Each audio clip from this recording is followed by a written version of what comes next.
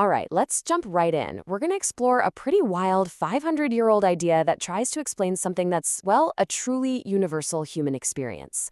We're talking about a concept from the 16th century theologian John Calvin, who believed something was hardwired into every single one of us. And it all starts with this huge puzzle. I mean, really think about it for a second. From ancient empires to the most isolated tribes you can imagine, human beings just seem to have this need to believe in and worship something bigger than themselves. Why is that? What's driving this universal impulse? Well, John Calvin had a pretty radical answer to that question. He said, look, it's not a cultural invention, it's not some kind of psychological crutch. Nope, it's something much, much deeper. And he even had a name for this instinct. He called it the sensus divinitatis. It's Latin, and it basically means a sense of divinity. For Calvin, this wasn't something you learn from your parents or in a classroom. He argued it's an awareness of God that is innate, it's universal, and it's totally inescapable, implanted in us from the moment we're born.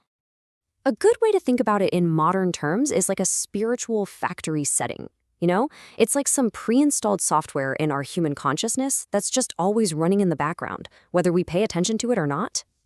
Now that is a huge claim. So you gotta ask, right? Where's the proof? Well, Calvin believed the proof was all around us, just hiding in plain sight. He called it a universal confession. He basically pointed to two main things. First, the simple fact that religion is, everywhere. And second, and this is the one that might surprise you, the existence of idolatry itself. Let's break those down. Okay, so his first piece of evidence was kind of anthropological. He observed that no matter where you looked in the world, no matter how remote or, in his day's terms, savage a society was, you would always find what he called a seed of religion. No one had ever found a culture that was truly, completely godless.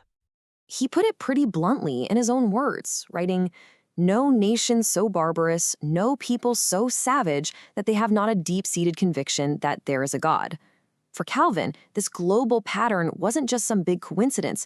It was proof of that internal factory setting doing its thing. Now for his second piece of evidence. And this is where it gets really counterintuitive. You'd think that worshiping idols, statues made of wood and stone, would prove that people don't have a sense of the true God. But Calvin, he saw it the exact opposite way. His logic went something like this. Human beings are proud. We don't like to bow down to anything, especially not something we carved with our own hands. So why on earth would people do it? Calvin argued they do it because the alternative, believing in absolutely no God at all, is so against our basic nature, so unthinkable, that even a distorted, messed up form of worship is better than nothing.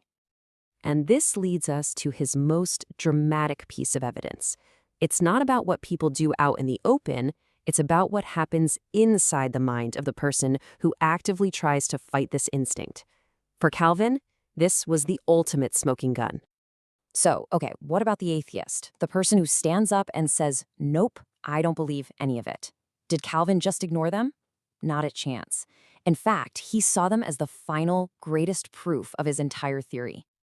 He would point to historical figures like the Roman Emperor Caligula. In public, this guy was famous for mocking the gods, just total contempt. But in private, Calvin says he would tremble in fear at the slightest thing, even the rustle of a falling leaf, if he thought it was a sign of divine anger. It was this split between the public show and the private terror that Calvin found so telling. Calvin had this incredibly vivid metaphor to describe this inner turmoil. He said, for the person trying to deny God, the worm of conscience, sharper than any cauterizing iron, gnaws away within. It's this idea of an inescapable internal knowing that you just can't get away from. So for Calvin, that inner conflict is everything. It's the ultimate evidence. It shows that this sensus divinitatis can be pushed down, it can be ignored, you can even mock it. But you can never, ever truly get rid of it. It's always there, like a splinter in your mind. Okay, so if this instinct is real, why? What's the point of it all? This is where Calvin moves from the what to the why, and explains what he saw as the entire purpose of being human. He argued that this divine instinct isn't just some random feature of our psychology.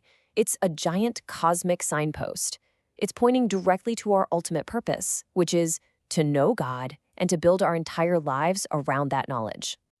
And what's fascinating is that he even brings in the ancient Greek philosopher Plato to back him up. He says, hey, even Plato kind of got this right. Plato taught that the highest good for a person wasn't getting rich or famous, but this two-step process. First, you grasp the knowledge of God, and then you allow yourself to be totally transformed by it. And to really hammer home just how high the stakes are, Calvin quotes another ancient writer, Plutarch, who made this pretty shocking claim. He said that without religion to give them direction, human beings are actually worse off than animals, far more miserable, just living in ceaseless tumult and disquiet. So for Calvin, at the end of the day, it all boils down to this one thing, this single purpose. The worship of God, which is driven by that innate sensus divinitatis, is the one thing that lifts humanity up and gives our lives real meaning. So we'll leave you with this question to think about. If Calvin was right, or even just a little bit right, and there is some kind of innate sense of divinity hardwired into all of us, what does that mean for our modern and often very secular world today? It's definitely something to chew on.